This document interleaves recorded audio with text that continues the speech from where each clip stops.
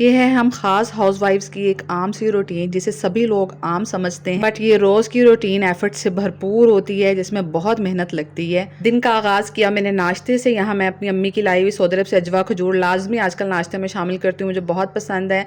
और मेरी सास कह रही थी ये चादरें खेस पुराने हो गए हैं, अब नए वाले खेस निकाल लो। तो मैंने सोचा बिल्कुल ठीक कह रही है, मेरा तो ध्यान कभी गया ही नहीं इस बात पर। तो मैंने सोचा चलो नए वाले खेस निकालूंगी, पुराने वाले किसी को दे दूंगी। तो यहाँ पर ना बहुत तेज़ मज़े की बारिश हो रही थी और आपकी बहन ने बारिश तो एंजॉय की साथ, लेकिन मैंने सारे घर में ना छतें और टेरेस सारा साफ़ कर डाला।